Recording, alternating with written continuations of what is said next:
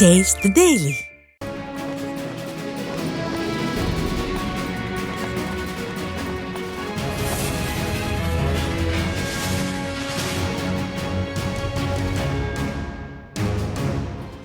விடியா திமுக ஆட்சியில் சட்டம் ஒழுங்கு சந்தி சிரிப்பதை குறித்து திண்டுக்கல் பேருந்து நிலைய பகுதியில் முன்னாள் அமைச்சர் திண்டுக்கல் சீனிவாசன் துண்டு பிரசுரங்களை வழங்கினார். விடியா திமுக அரசு பொறுப்பேற்றது முதல் சட்டம் ஒழுங்கு சீர்கேடு, கள்ளச்சாராய மரணங்கள் குறித்து துண்டு பிரசுரங்களை திண்டுக்கல் மேற்கு மாவட்ட அதிமுக சார்பில் கழக பொருளாளரும் முன்னாள் அமைச்சருமான திண்டுக்கல் சீனிவாசன் வழங்கி விடியா திமுகவின் அவலங்களை மக்களிடம் எடுத்து கூறினார்.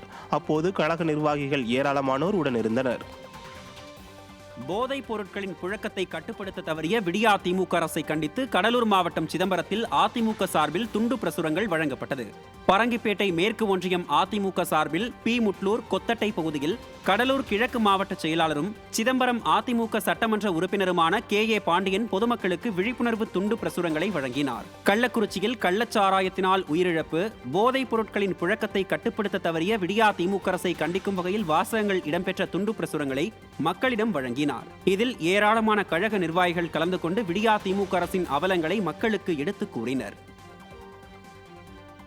போதைப் பொருட்களை கட்டுப்படுத்த முடியாத விடியா அரசுக்கு எதிராக அதிமுக சார்பில் சிவகங்கை மாவட்டத்தில் துண்டு பிரசுரங்கள் வழங்கப்பட்டது.